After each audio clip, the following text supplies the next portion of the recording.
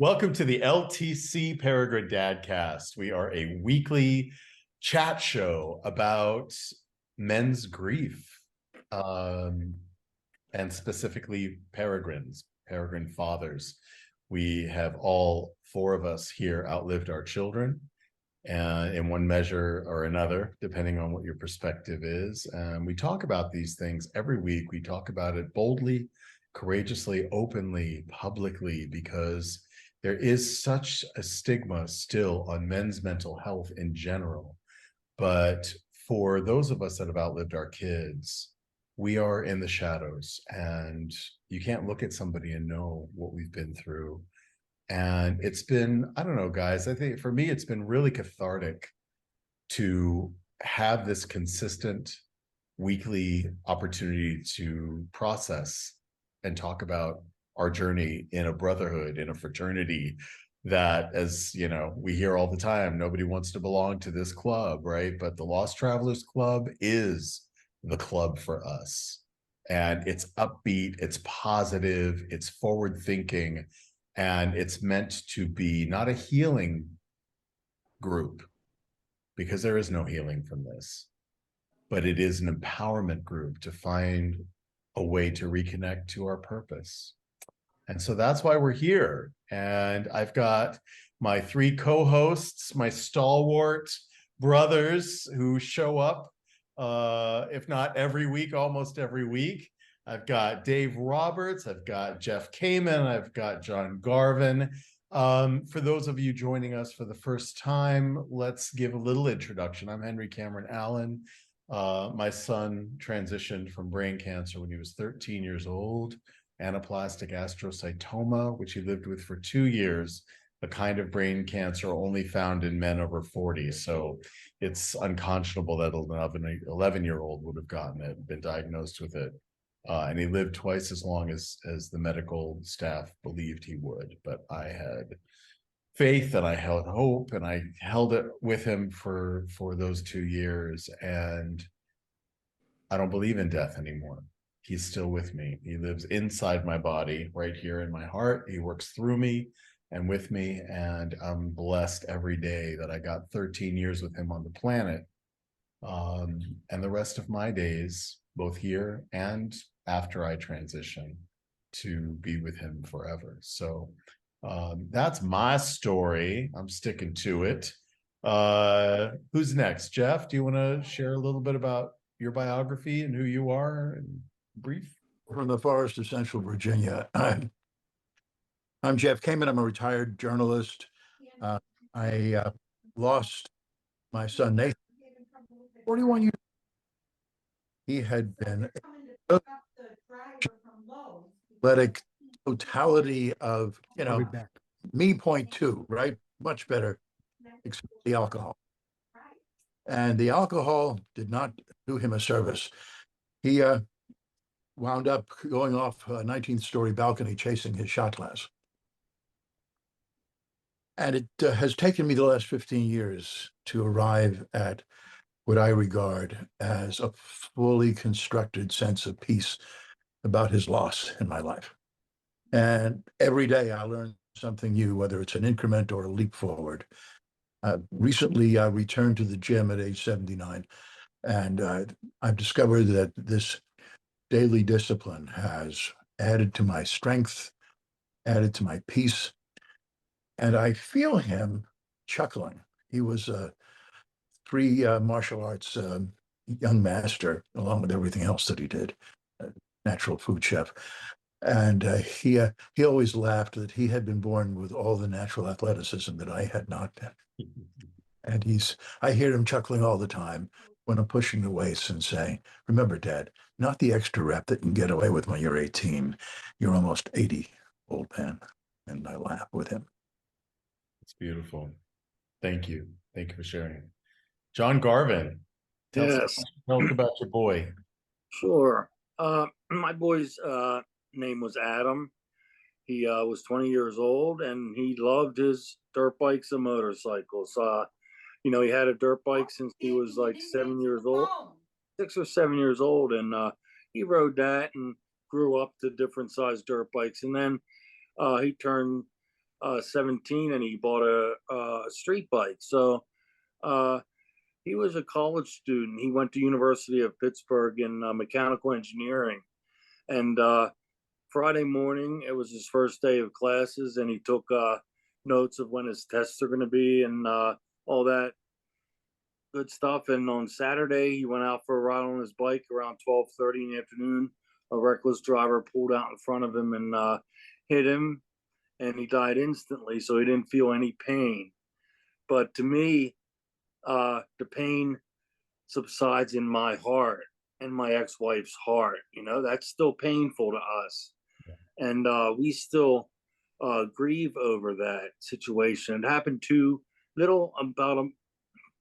about a little over 2 years ago, like a month in August. It started. It was here. So my mother and I, we lost my father two months after Adam passed away, and he was 81 years old. But anyways, my mother and I have been going to grief share class on Saturdays from 10 to 12.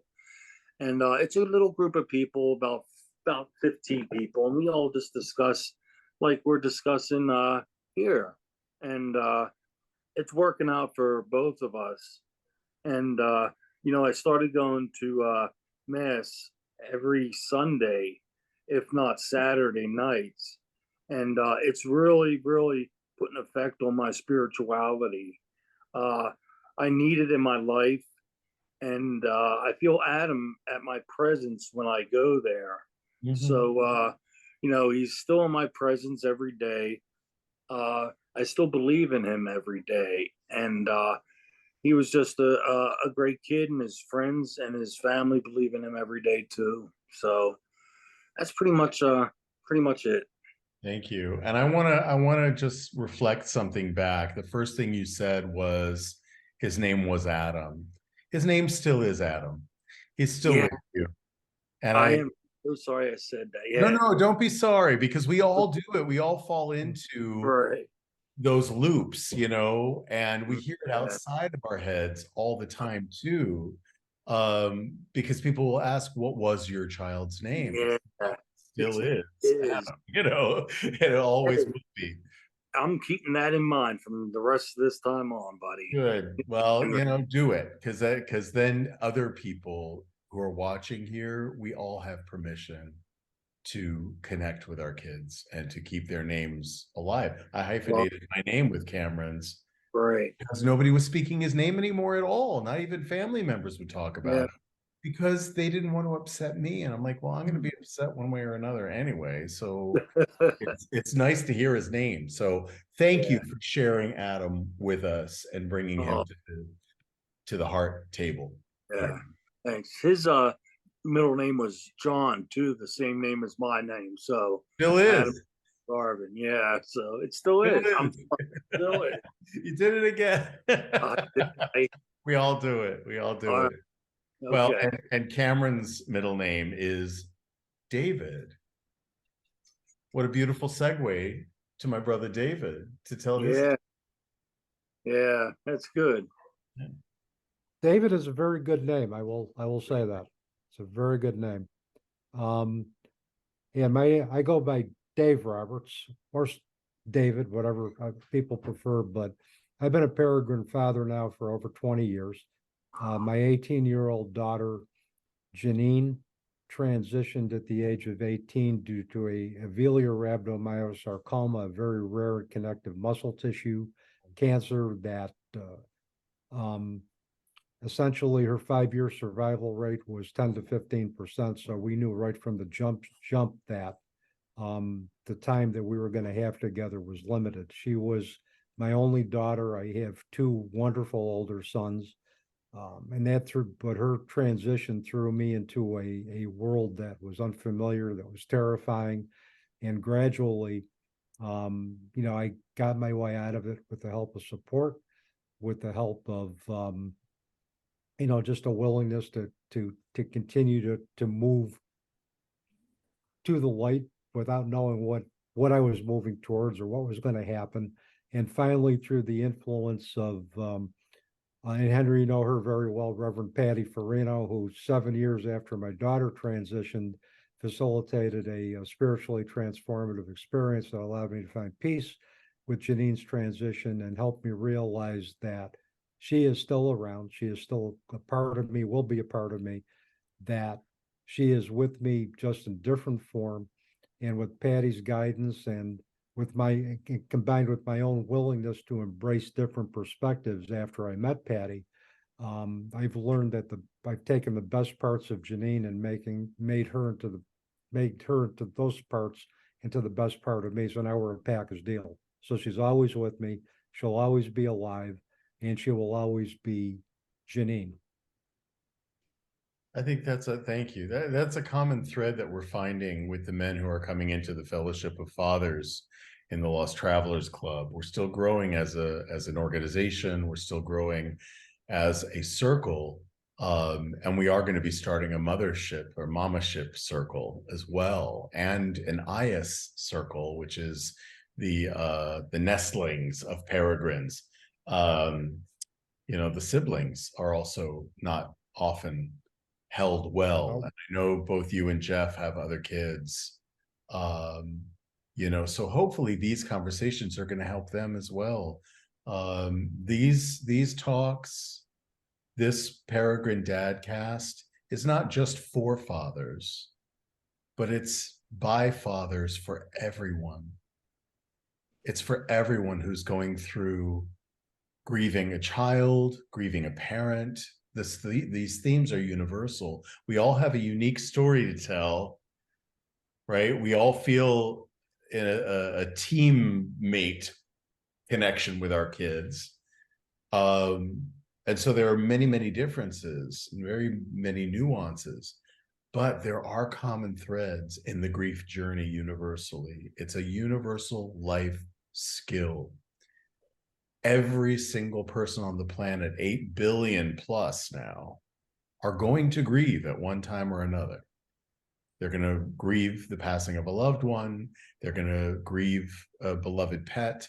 They're going to grieve a transition of career. They're going to grieve a transition of home and geography and community, right? We go through all these different levels of grief and layers of grief, but we don't talk about it, and we don't really have good tools yet to help navigate the grief journey. And that's why we are here, to be proactive, to not sit in a circle and weep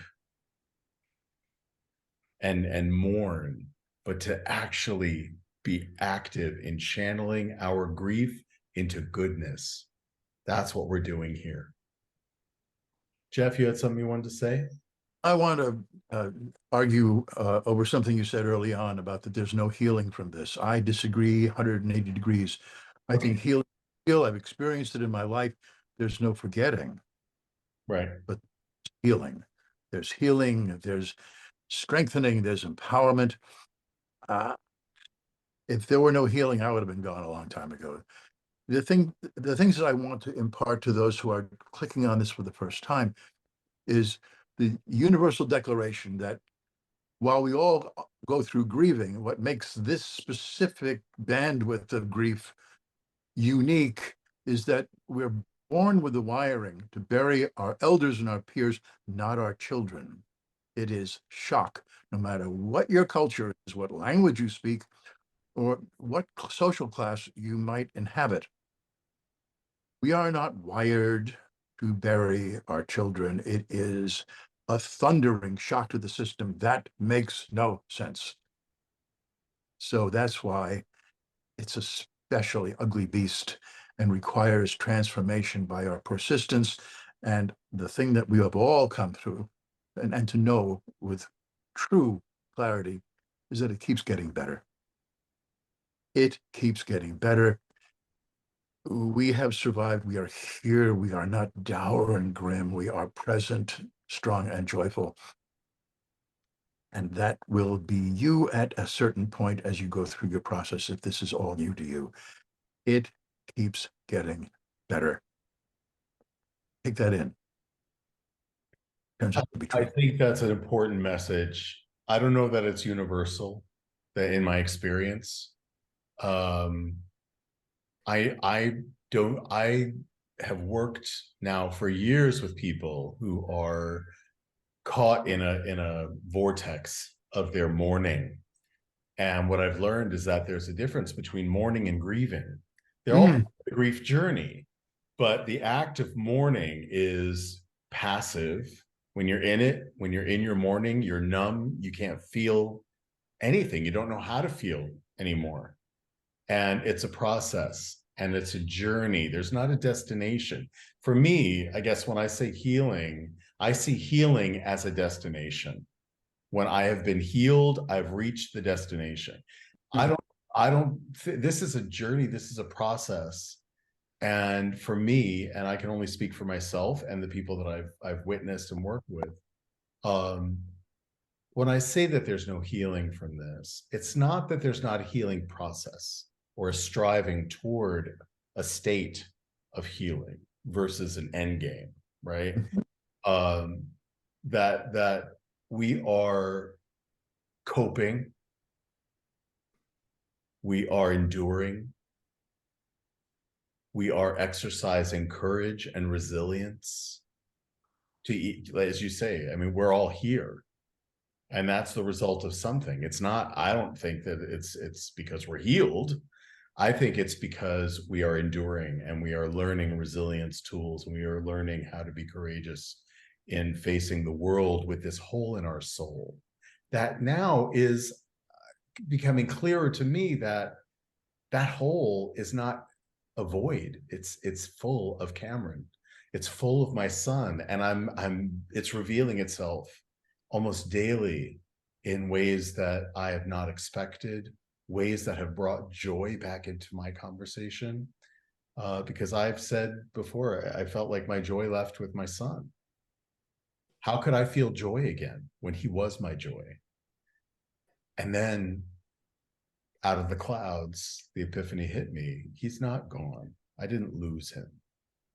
He's still very much alive in me and through me. And so the connection is there. It's always there. So that's just to clarify the where I'm coming from with healing.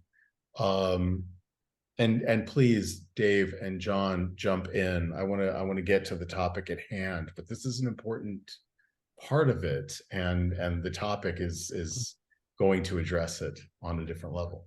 Yeah, for me, with the whole piece with healing, the one thing I won't ever say is that I'm healed, because for me, if I'm healed, I got nothing left to learn from this journey. There's nothing anything else can teach me. And so I always look at myself in a constant state of healing or evolution, because if I frame it for me, it reminds me that I'm a continued work in process, that I'm going to go through ongoing healing. But at the same time, that also aligns with my desire to continually learn and grow and evolve. So I'll always be in a constant state of healing. I don't know if I'll ever be healed, but I'll be striving towards that, while celebrating the other, the other aspects of my life that I'm grateful for. And I've learned in 20 plus years that I'm grateful for what I have as opposed to what I don't have or I can't have anymore. And it was a process to get there, but I'm there. But there are still days where I still feel those yearnings, but it's all part of the road that I walk and the path that I walk. And I've accepted that those bad moments or bad days are going to be just as part of my life as the good ones are. And I've learned to have it all coexist. Beautiful. Thank you. Yeah, well, healing for me is, when I found out he first passed, I was numb. I was totally numb. And I went to his, his viewing and all that, and I was still totally numb for, I don't know how long I was numb, but, to this point, I am healing because my ex-wife has some things done in order to keep his life still alive. He has a scholarship foundation for his high school that the students write a paper, and my ex-wife actually picks the paper out that's very realistic, and that person wins the scholarship. And for the scholarship, we have there's a movie theater down the street from where my wife lives, and this was his second fundraiser, and it got more crowded than the first one got.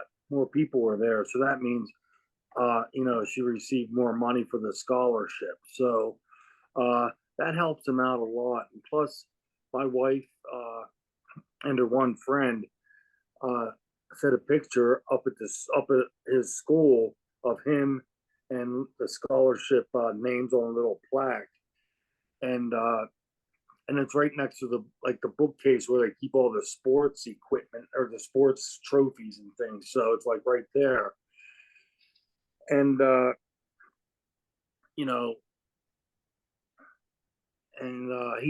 he's had a cabin in the woods that him and his uncle were building, and it's pretty much built, but there's a lot of ins and outs left to it. But and we put a couple signs on that on the door. His number was 68. So and in the movie theater, there was like a tattoo artist back in the little back area, and a lot of it, not a lot, but I'd say about 6 friends got like the number 68 like tattooed like right here for the number. And that shows that he had some wonderful friends that really keep his life alive. Yes. So then they'll realize that by the time they're parents themselves, that they can look back and say, hey, I had this one friend, his name was Adam, and he had a number 68, and it's tattooed right here, and I'll never forget him. Yeah. And to me, that's like keeping his life alive also, and I got to meet like pretty much all of his friends, and a lot of them ride motorcycles and dirt bikes. And my ex-wife has a 2-car like detached garage, and they bring their bikes over and work on them because my son had a nice tool chest and everything, and they just come over and they work on their bikes. They get some drinks for my wife and stuff, and and it's just a great tribute to Adam's life. And that's like a balm in Gilead, right? That makes the wounded whole. That's we are wounded by this experience. We carry that wound forever. But there are these wonderful moments, these celebrations, right? These actions that we do that commemorate and honor the lives of our kids, that are like putting a balm on the wound that makes it feel a little bit better. It's a healing. It's a healing. It is. Towards something that may not be healed, right? But it helps you get through the tougher times, knowing that. One of the things that for me has made all the difference, and this is a theme for today, is that when I was diagnosed with PTSD, one of the first things that happened was I had 2 dogs. I had one that was a Springer Lab mix named Rupert, and another one who was a dachshund, a full standard dachshund named Ollie. And after Cameron passed, they moved with me to the East Coast, and they were my pack. They were my family. They were the last remnant of the intact family unit, because Cameron was a baby when we got these dogs, and they lived his whole life with him. They weren't service dogs, but they were a part of our pack. They were part of our family. And after Ollie passed, Rupert died at 20, and Ollie passed at 18, which is old for a dachshund. And I was thinking, okay, should I get another dog? Maybe not. I want to travel, blah, blah, blah. And I had this dream where I was on the highway. I was sitting in the passenger seat of a car, and Cameron, my son, was driving. And I looked over at him.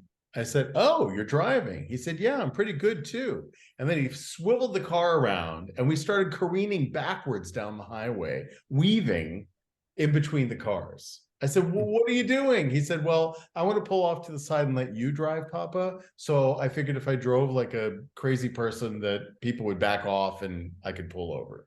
So, well, I guess that's logical. So did that. We switched places, drove on, and he pointed to the exit. He said, "Here's the exit."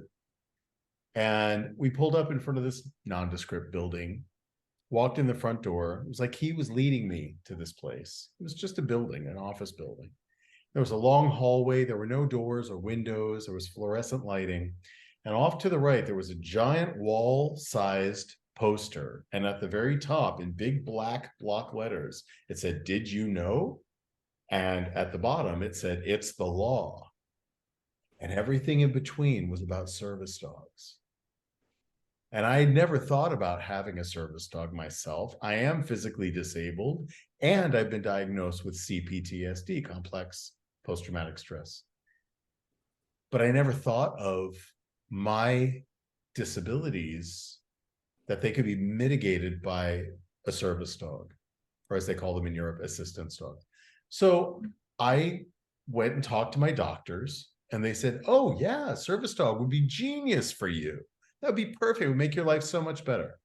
So I went to a no-kill shelter in the town where I lived. It was Cape Ann Animal Aid, Massachusetts. Give them a shout out. And I walked in, and the first dog I saw was a little puppy, 4 months old. And he looked up at me. He was a rescue from Mississippi. He was rescued from a dog fighting ring. And Sweet Paws Rescue is a wonderful, like Indiana Jones. They go into the deep south and rescue these whole litters of dogs that are meant to be bait for the fighting dogs. And they brought him up to Massachusetts. And I looked down at this pup, and he looked up at me, and I said, "What's your name, little pup?" And he splooted. You know what splooting is? It's an inbred action that cattle dogs do mostly, where they spread. You've seen them do it. Their front paws are out, their back paws are out, and their chin is down, like roadkill, right? And he looked up at me and he said, "My name's Flat Stanley. Nice to meet you." So I was like, I've got to adopt this dog. This is the perfect personality. We had this instant connection. I went up to pay the person there, and they said, "Your money's no good here, sir." I said, "What?" They said, "Yeah, when your Ollie passed, somebody called and they said, if Henry Allen comes to adopt a new dog, we're covering the cost, and we're doing it anonymously. So if it was any of you who I did not know at that time, thank you." I have to say that to everybody because I still don't know. So Flat Stanley is now, this month, at the end of October, on Halloween, he turned 7. So he's been with me for 7 years, and he is absolutely a game changer. And so what I want this episode to be about is how, not just dogs, because not everybody has a dog, but how animals help us through our grief journey, whether they are an official service dog because you have a diagnosis, or whether they are an emotional support animal, whether they are a pet and companion. I just want to point out that every meeting that we've ever had, Flat Stanley is over there on the sofa. Yes, hello.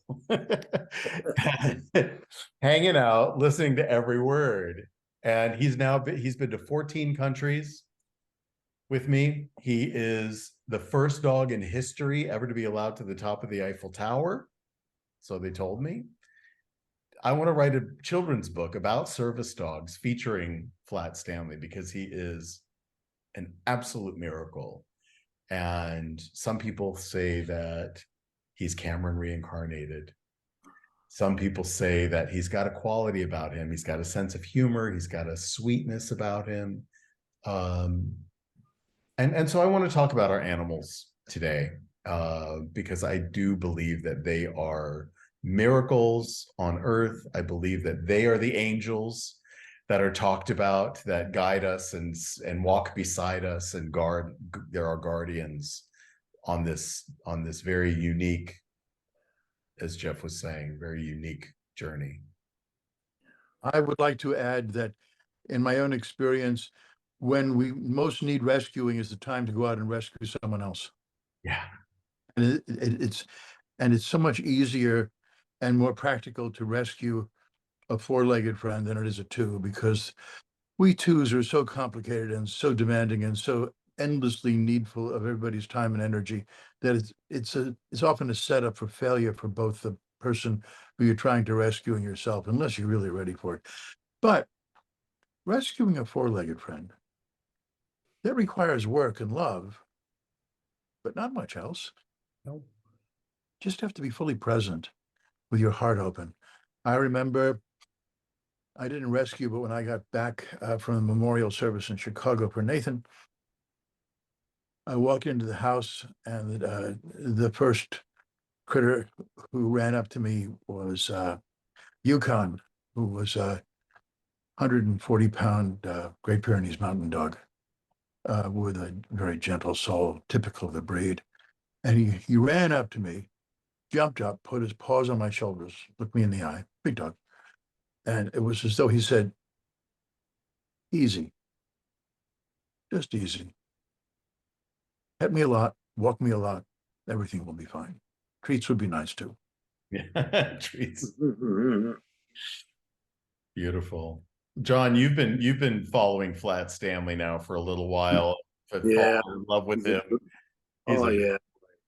Tell me about Terry. Tell me about your beautiful Terry. Sure.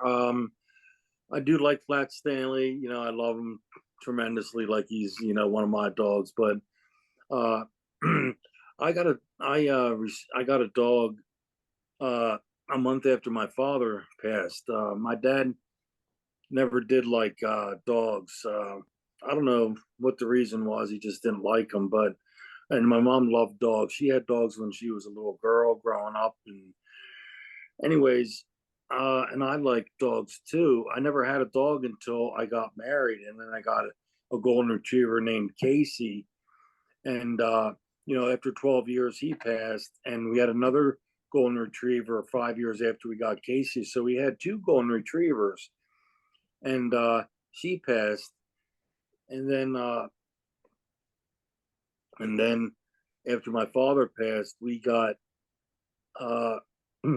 we found a shelter. We found a groomer, and we visited the groomer the week before she was allowed to give the puppies up.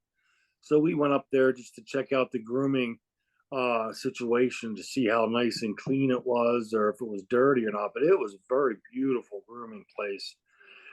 And so we I got to pick out the dog, and I picked a male dog out. And a week before that, my mom and I were sitting at the kitchen table and starting to look for names for dogs, because we didn't have a name for Teddy yet. Yeah. And he went through 3 names, and the third name she pulled out was Teddy. I says, Mom, that's going to be the dog's name. It's the one. She goes, great, I love that name. So we had him when he was a little puppy, and then he just grew and grew and grew and grew and grew. And, you know, we talk to him like he's a person. You know what I mean? Like we go out and say, Teddy, do you want to go out? And he goes right to the door, or he's sitting at the door, like knowing that we're going to open it up so he can go out too, which is like a good hint for us too. And you know, sometimes when we talk to him, sometimes we wish he could speak back to us to let us know what he actually thinks, you know, and how much he loves us. Because dogs love you unconditionally. Yeah. And we love him. They're good communicators too, aren't they? We have to learn their language. Right. To learn ours. They're very, very clear. If we learn how to understand what what a look means, or as Jeff said, you know, when they jump up and they ground you, right? Yeah. How does Teddy help you on your grief journey? That's a good question, Henry Cameron. You know, sometimes I get down and out, and he knows that there's something wrong with me, and he'll come over to me and he'll sit with me, and like sometimes he'll like put his head on my shoulders, and uh and if I'm feeling that way, he comes over to me right away and like puts his chin down on my lap and things like that, so he knows. And same with my brother Tommy. He has neuropathy in both his legs, and he knows he's not feeling good. And he'll come over to him and jump up on his little chair and just like wag his tail so much. And he always has a little thing in his mouth he always gives to him and stuff. So he knows that he's not feeling well, also too. And same with my mom. But he's a smart dog. He knows what's right and what's wrong, and most of the time he does everything right. And we give him treats all the time, and we got to take him to the vet and see how much he weighs pretty soon, so he won't be happy about that, I don't think. No, they never like going to the vet, but that's right. They do pick up on things that sometimes even humans don't pick up on, and those little subtle emotional things. And all they have to do is come over, put their chin on your leg or put their paw on your shoulder, and they tell you. And for me, it's so reassuring that I'm never alone, that I have a living, breathing, heartfelt being whose whole existence is to love me. Right there to hold me through those moments. And that's why I become such an advocate for bringing a four-legged friend, or even a two-legged friend, a parrot or something. I mean, people have all kinds of animals to help, sort of guide them through those tougher days. Dave, what about you? I know you have some beautiful four-legged creatures in your life too. Yeah, I did. They're all transitioned. I'm currently petless. I've been for about the last year, and a quarter or so, but I can tell you about two cats that were very instrumental in my journey after the transition of violent transition of Janine. First cat was Bootsy, and Bootsy was kind of like a little gray and white, probably skinny little guy. He was about probably 12 or 13 pounds. He was a Christmas gift from Janine's best friend when she was about 13 or 14. And after Janine transitioned, Bootsy he targeted me as his human. He was always Janine's cat, but it was almost as if Janine said, "Okay, I want you to take care of my father when I'm dancing in another dimension." So what he would do is he would get me up every morning, 4:30, 5 o'clock in the morning. I tell him, "Look, Bootsy, I want to sleep." And he kept meowing, meowing, meowing, meowing until I got up. So he got me moving. He would always sit in my lap. He would, wait for me at the door when I came, and he gave me that validation and support. And he became my caretaker. He became my four-legged caretaker. And like Janine's daughter, Brianna, got her moving every morning, Bootsy got me moving every morning. And he transitioned the weekend after Easter 2016. And I really honestly thought, because a lot of things that I tell my students is that assess for pet loss, because particularly if that pet has had a unique connection to the human that predeceased them, the human grief is going to come out again, and there's going to be that, and it's going to make the pet loss more intense. And for me, I was expecting that. I was expecting that there would be more intense grief for Janine, but it's funny. It didn't happen as I thought it was going to happen. I grieved. I was thinking of Janine, but I was also grieving for the loss of Bootsy. And there was a lot of serendipity that occurred that would take me an hour to go through, but one of the things that had happened at the moment Bootsy had transitioned was that he was like looking up at the sky. It was like he wanted to fight, not leaving, But Mhm. really, I didn't think he was fighting not leaving. In retrospect, I think he had seen Janine, and Janine was waiting for him, and he was anxious to go and be with her. And the reason I say that is there was on other occasions when Janine, when Bootsy was alive, we had a prayer card of Bootsy or of Janine strapped to the taped to the refrigerator. He would scratch at it. Mm. And I told Sherry, my wife, I said, I think he's sensing Janine's presence. So that kind of aligned for me. And there was another cat by the name of Zoe, who was a rescue cat who I inherited from my son, who couldn't keep her because where he was moving, they couldn't have animals. And this cat was just full of mischief and mayhem and joy. And I would laugh out loud at any of the antics that she would do. She would jump in my briefcase and kind of look at me. She would try to stick half of her body down the laundry chute to see what was going on. And she just brought the just very silly joy back into my life. And she came into my life about 2014. She also transitioned in my arms, about last year, 2022. Yep, July 2nd, 2022. I wrote blogs about both of my experiences with Bootsy and Zoe because they both gave me a lot of teachings about myself. They taught me about grief, and they also taught me about re-engaging in life again. And for those animals, Bootsy and Zoe, I'll be forever grateful. They were two of my greatest teachers, in addition to my human ancestors.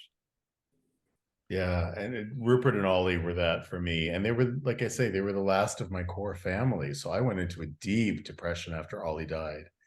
And for 2 weeks, I was fighting with myself about getting another dog. And then I had that dream.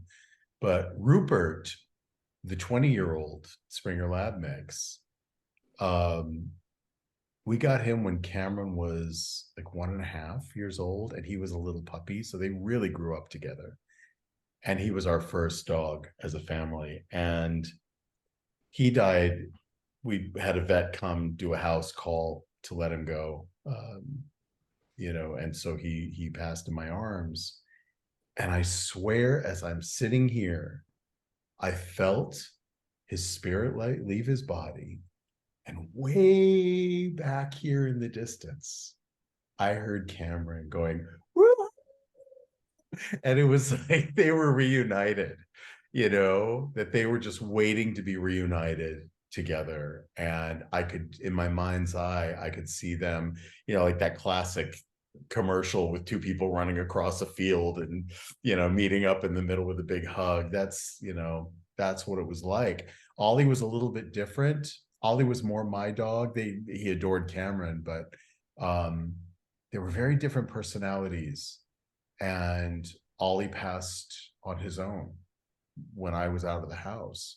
Now, they weren't service dogs like Flat Stanley. And it's a very important distinction to make, I think, between a pet, an emotional support animal, and a service dog. I've learned so much about this world. What I know is true is that there are only two kinds of animals that can be legally in America categorized as service animals. One is dogs, and the other is miniature horses. And they're allowed everywhere the humans are allowed, with the exception of sterile laboratories and commercial kitchens. Pretty much everywhere else humans can go, their service animal, their service dog or their miniature horse can go with them, even on airplanes, everywhere. There is no certification required. There's no license required. Why? Because they are for you. They are no different than a wheelchair or an oxygen tank. They are essential medical equipment to help mitigate your disability. Whereas an emotional support animal is not, and it's not protected either by the Americans with Disabilities Act, right? It's up to a business whether or not they will allow an emotional support animal, which does require a special certification and licensure. They're also therapy animals. You've seen them go into nursing homes and hospitals, and these are animals who interact with the public. My service dog is specifically trained for my disability. And so he's allowed to accompany me everywhere, restaurants, concerts, airplanes, Eiffel Tower, wherever I go, he goes. Not everybody knows that. And it's also important for people who are business owners out there to understand that that's the law. Now, you also have rights as a business person that if even a service dog comes in, you're not allowed to ask the person what their disability is. It's none of your business. You're allowed to ask 2 questions. Is that a service dog? And what service are they trained for? Those are the only 2 questions you're allowed to ask. If the dog messes up, because they're not robots, they're going to mess up, right? They're going to whimper, they're going to jump up to get a treat or whatever. As a business owner, you have the right to ask that the dog be removed from the premises. You can't refuse the customer service, but you can if the dog is disruptive. If they pee in the corner, or they jump up on the table or growl at somebody, whatever, they're going to mess up once in a while. Except Flat Stanley, he doesn't mess up ever. He's so good. And the other great thing to know for those who are considering a service animal, you have to have a letter from a medical professional in order to categorize it as a service animal. Because if somebody thinks that you're faking it, they can sue you, they can take you to court, and you have to be able to prove that your animal is a service animal. The only way to prove that, or if you're going to fly, airlines have the right to ask you for documentation. So if you're going to be flying, it's important to have that document as well. But otherwise, they don't have to have a harness that identifies them as a service dog. They don't have to have anything but your word. That's the law. That's the protection of the Americans with Disabilities Act. The same laws are in effect in Europe, pretty much, a little behind the US. The US has the best protections for disabilities in the world, as far as I'm concerned. But I haven't had any problems really here in Europe, except for ignorance. People just don't know yet what a service dog is, or what the difference between an emotional support animal and a service dog or a therapy dog is. So I thought that would be a good sort of learning opportunity for anyone who's considering it. You hear from all 4 of us the value that these animals bring us, even if it's as simple as getting you out of bed on a dark day to let them out to pee. They get your body moving, or they'll fart or something and make you giggle, or bring you a toy and make you laugh, or sit in a briefcase. I mean, there are so many levels of value that are brought by these animals, and I encourage everyone, unless you have a severe allergy, to consider getting diagnosed with PTSD, because I think a lot of us carry it without being diagnosed, and consider bringing a 4-legged animal into your life. Jump in, guys, if you have any. Do you have any questions about service animals, or Well, yeah, well, I was walking down the road. This is more than 14 years ago, in my little neighborhood, and I seen another golden retriever walking down the street, and I was like, oh, this lady was really nice lady walking her, and I went down to pet her, and she goes, oh, no, don't pet her. She's Right. a service dog, and she might not know you're coming down to pet me, and I was like, oh, okay. And she taught me that, and I learned something new that day. And Absolutely right. That's it was, absolutely right. And I do keep a harness on Flat Stanley that says yeah, service dog, because right, that's an indication. And right, but there are many people who just want to come up. You should never approach an animal, whether it's a pet or a service dog or an emotional support, without asking it's human first, right. because you never know if you're going to get bit or growled at, right? You don't know Yeah, what the temperament of the dog is. But with a service dog, he is a working dog. Yeah. And when he's on the job, just like if you're sitting in an office, people can't randomly come up to you and start talking to you. You're focused on your work. And it's no different for a working dog, right? They have to be focused. When that harness goes on him, he's a completely different animal. When he's at home, I take the harness off and he gets to be a dog. He just gets free and play, romp and run and all of that. I make sure of that. But when he's working, and the public needs to know that you do not distract a service. Oh, yeah. That's a really good point, John. I'm Thank really you. glad you brought that up. It's, my wife, Leslie Stone, came in and I are the authors of the book Warrior Pups, True Stories of America's Canine Heroes. We spent a long time at Lackland Air Force Base, where all of America's military working dogs begin their careers as puppies. But the thing I learned most from that experience has to do with military. It has to do with what the dog's main message to each of us is. Learn to live in the now, the right now, not what may happen, but being fully present in the now. That's the dog's main message to us. And service help us get through the challenge of the now. And for me, surviving the initial astonishing shock of the loss of my son required serious work to get back into living in the now. Wow. That is so true. Podcast is that's why I'm so grateful to be a part of it. And I got to go, so please forgive me. I know we're reaching the end, but That's I've got okay. Yes, no, that's fine. Thank you, Jeff. Always great, you, buddy. great wisdom. And Hi, Jeff. next week, Yeah. Hi, Jeff. you know, that's a really great point, that they really help us live in the now, and things may not ever be easy for peregrines, but they do get easier. And one of the things that I appreciated about being in the States and getting him in the States was that because of the Americans with Disabilities Act, I am allowed to train him myself for my unique disabilities, whether it's PTSD, whether it's my physical disabilities.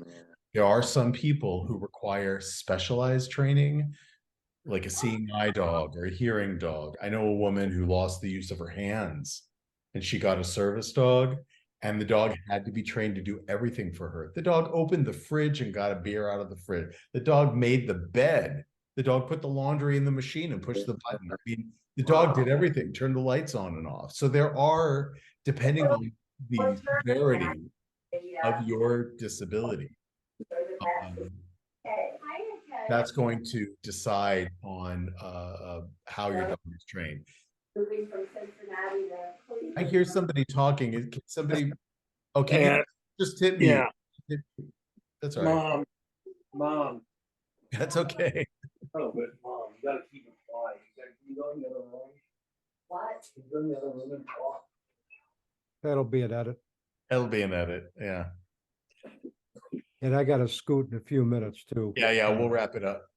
I'm sorry about that, guys. No, that's okay. That's okay. Yeah. So in the States, I'm allowed to train him to mitigate my unique disabilities, but there are going to be cases where they need more than what I can train in. And so there are ways to learn how to train your service dog for PTSD. For Stanley, it's really just learning my rhythms and being sensitive to what's going on. Like you were saying, John, he's sensitive to what's going on inside of me. And that's not something you can train. That's something that they're born with, this extrasensory ability to gauge, and he still does it when I'm feeling low and I'm really feeling brokenhearted. He jumps up in my lap and leans into my heart. I mean, it's a beautiful grounding, right? But I know cats do that too. They jump up and hold you through that moment. They're harder to train. They're a little more independent. But any last thoughts, guys, before we wrap this one up? This has been a great conversation, another really good one. And, I really appreciate being here, I really appreciate these deep and real conversations because I know how much they help me. I see how much they contribute to your journey. And I'm hoping that everyone listening will take something away. If you have something to add to the conversation, tell us a story about your animals, right? Whether it's a service dog, an emotional support animal, or even just a pet. Write in the comments section. Tell us your stories. Come and join us for one of our podcasts because we are open and growing, and we rely on your stories in order to inspire other people to be able to talk freely, openly, courageously about what it means to be a man grieving the loss of his child. That's an important spotlight, and I'm grateful that you guys are here with me on this journey. Yeah, I'm very grateful too that you said pretty much everything I wanted to say, Henry Cameron. And it's going great for me right now, and this podcast really makes my week go strong. So I'm gonna keep it up. Something to look forward to every week, that's for sure. Yeah. Yeah, as always, I'm always enriched by the conversations we have, Henry. So, I'll be here as often as I can and until you get sick of me. That's not going to happen, brother. You're stuck with me. Oh, You're good. stuck with me. I'm stuck with you. We're stuck with John. We're stuck with Jeff. But Bill couldn't be here this week, but we have regular folks showing up, and that makes my heart sing. If you want to join the Fellowship of Fathers and our weekly Peregrine DadCast, go to losttravelers.club. People say that this is the club that nobody wants to belong to, but we're here. So let's join the club because we have a good time. We talk about this and it's uplifting and gives us the fortitude to meet the next week, right? Please click the subscribe button, mash the bell, give us likes, leave comments, because this is social media and the algorithms love it when we are social with one another and we communicate. So please spread the word, tell others other peregrines about us. If you want to know what a peregrine is, go to losttravelers.club and there's a whole page about it. Thanks again for being here, and we'll see you next week. Okay. Bye, everybody.